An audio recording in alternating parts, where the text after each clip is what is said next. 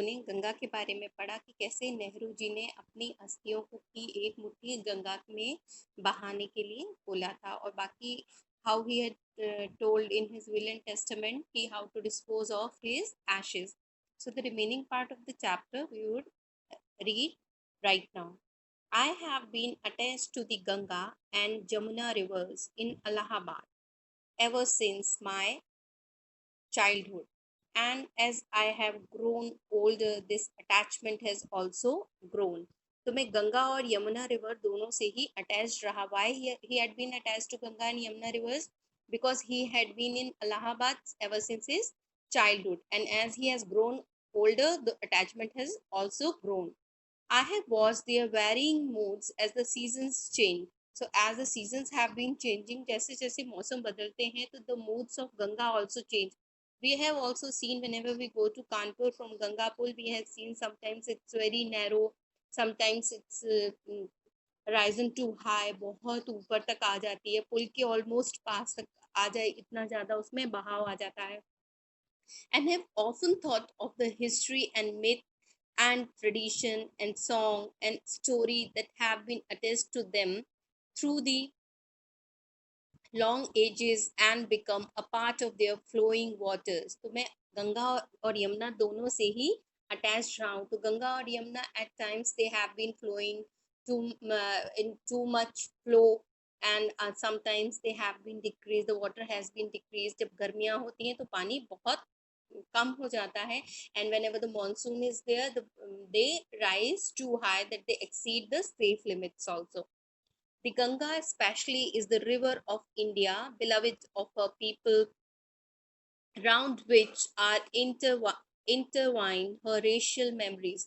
तो जो गंगा है वो स्पेशली इंडिया की रिवर है और लोगों की beloved है. क्यों beloved है? Because in India Ganga has been recognized as mother, Ganga मैया, round which are intertwined her racial memories. तो उसके साथ साथ में जो उनकी जाति से जुड़ी हुई भावनाएं हैं, जो उनकी यादें हैं, मेमोरीज हैं, वो सब भी उसमें जुड़ी हुई हैं.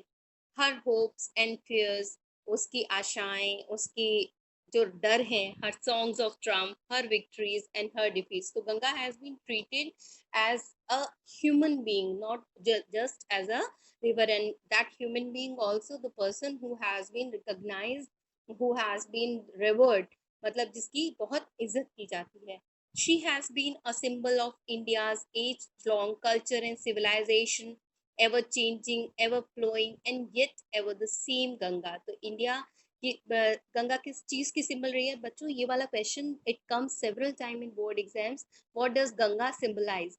तो आप लोगों को ये लर्न करना है कि that Ganga is a symbol of India's age long culture and civilization. जो भारत की संस्कृति और सभ्यता है उसकी वो एक सिंबल है, उसका एक उदाहरण है, उसका उदाहरण है ever changing, ever flowing, and yet ever the same Ganga. हर समय चेंज होती रहती है, हर समय फ्लो करती रहती है, फिर भी गंगा वैसी की वैसी ही है. She reminds me of the snow-covered peaks and the deep valleys of the Himalayas, which I have loved so much, and of the rich and vast plains below, where my life and work have been cast. Ganga, ये बहुत important question है. It comes as short answer कि गंगा नेहरू जी को क्या remind कराती थी. What does Ganga reminds Nehru, Pandit Nehru of? तो उसका आंसर ये है, she reminds Pandit Nehru of the snow-covered peaks and the deep valleys of the Himalayas. क्यों रिमाइंड कराती है? क्योंकि उनको उन सब से बहुत ज़्यादा प्यार था. And of the rich and vast plains below, और जो गंगा जिन ऊंचाइयों से बहते हुए जिन प्लेन्स में आती है, वहाँ की भी याद दिलाती है. वो भी क्यों? क्योंकि Ganga direct comes to Uttarakhand and then Uttar Pradesh. तो यहाँ उत्तर प्रदेश के ही ये रहने वाले हैं, जहाँ पर उनकी लाइफ ऑफ वर्क कास्ट हुआ था, जहाँ पे कि वो सांचे में ढले थे. तो इसलिए गंगा से को बहुत ज़्यादा प्यार करते हैं. Smiling and dancing in the morning sunlight, and dark and gloomy and full of mystery as the evening shadows fall. तो सुबह के समय में स्माइलिंग एंड डांसिंग वेव्स होती हैं गंगा की। रात के समय में वही पानी जो सुबह इतना निर्मल, इतना स्वच्छ दिखाई देता है, वो डार्क एंड ग्लूमी दिखाई देता है एंड फुल ऑफ मिस्ट्री और रहस्यों से भरा हुआ, जैसे कि इवनिंग शैडोज गिरती हैं। A narrow, slow, and graceful stream in winter, and a vast roaring thing during the monsoon. तो बहुत पतला सा ग्रेसफुल स्ट्रीम विंटर में दिखता है, एक पतला सा झरने की तरह, पतली नहर की तरह बिल्कुल गंगा दिखाई देती है। और जब मॉनसून आता है तो एक दहाड़ती हुई चीज की तरह सामने खड़ी होती है, broad bosomed, almost as the sea, बिल्कुल ऐसा लगता है कि जैसे समुद्र ही सीना ताने खड़ा हुआ है।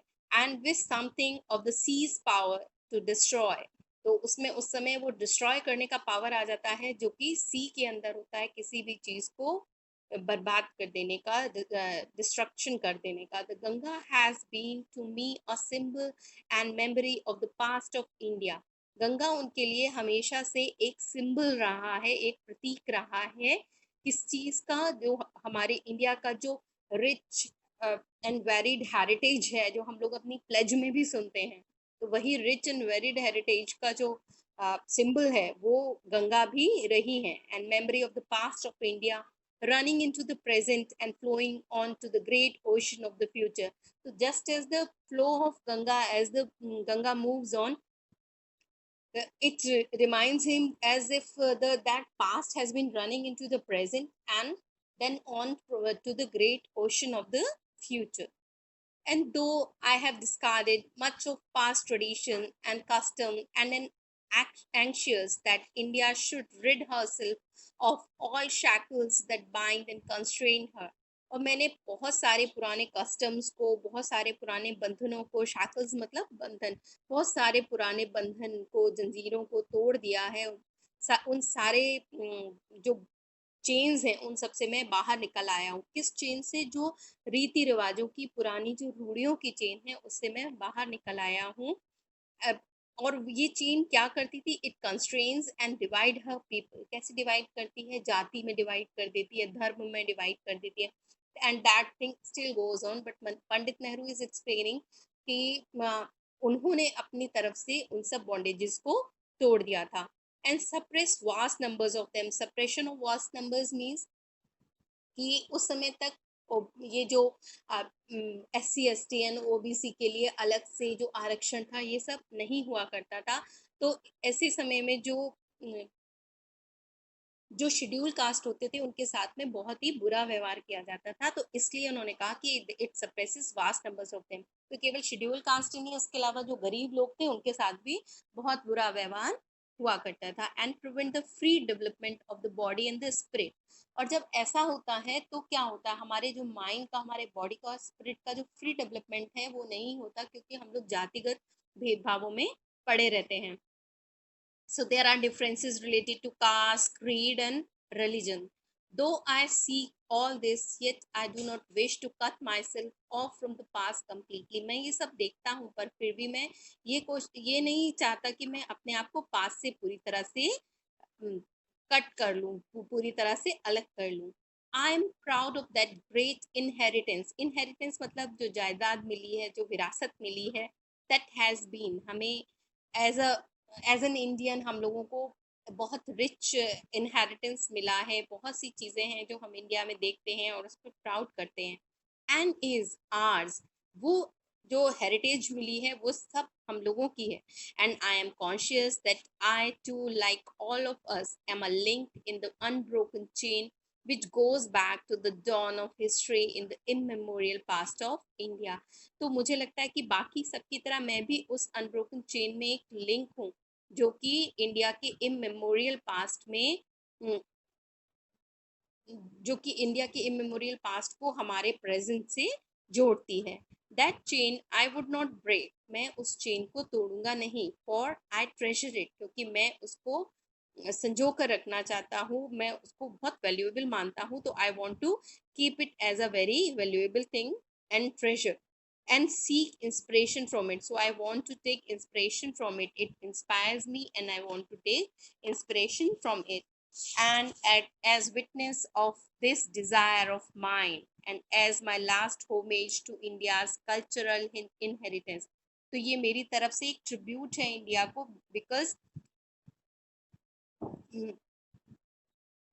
I am a witness of this desire. जो मेरी डिज़ायर है उसका विटनेस मैं खुद हूँ, और मैं अब इंडिया की ये जो कल्चरल इनहेरिटेंस है इसको हमेशा इसी तरह से संजो कर रखना चाहता हूँ। इसको मेरा ट्रिब्यूट है।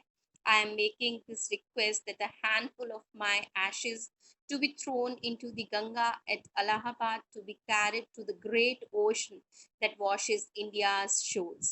तो मैं चाहता हूँ कि एक हैंडफुल ऑफ माई एशेज, एक मुट्ठी मेरी जो अस्थियां हो उनको गंगा में बहा दिया जाए, वो भी इलाहाबाद में, because he belong to Allahabad, now Prayagraj, so that it may be carried to the great ocean, जैसे कि वो इंडियन ओशन तक पहुंच सके, समुद्र तक पहुंच सके, जो इंडिया के शोर्स को वॉश करता है। The major portion of my ashes should, however, be disposed of otherwise. तो मेरे जो ashes का एक बड़ा पोर्शन है उसको मैं दूसरी तरह से डिस्पोज कराना चाहता हूँ। I want these to be carried high up into the air. मैं चाहता हूँ कि ये बहुत ऊपर तक एरोप्लेन में, इन एन एरोप्लेन, बहुत ऊपर तक एरोप्लेन में इन्हें ले जाया जाए, and scattered from that height over to the fields where the peasants of India toil, और वहाँ तक ले जाया जाए जहाँ की इंडिया के जो मजदूर हैं वो मेहनत करते हैं, अपना पसीना बहाते हैं, so that they might mingle with the dust and soil of India, जिससे कि इंडिया की मिट्टी में वो मिल जाए, and become an indistinguishable, sorry and become an indistinguishable part of India, और वो इंडिया का एक इंडिस्टिंग्विशेबल पार्ट बन जाए। इंडिस्टिंग्विशेबल मतलब जिसको कि अलग ना किया जा सके, जो कि एक आइडेंटिफिकेशन है इंडिया का, और वो उसका पार्ट बनना चाहते हैं। I have written this will and testament in New Delhi. मैंने अपना ये टेस्टमेंट, जो अपनी विल लिखी है, जो स्टेटमेंट लिखा है अपनी विश का, कि किस तरह से मेरी जो अस्थियां हैं उनका विसर्जन किया जाए, तो ये मैंने 21 डे ऑफ जून, यानी 21 जून को लिखा है, इन द ईयर 1954। 1954 को 21 जून को ये लिखा गया। So this chapter has been completed, children, and this is one of the most important chapter in your course, so please go through it several times and read it properly.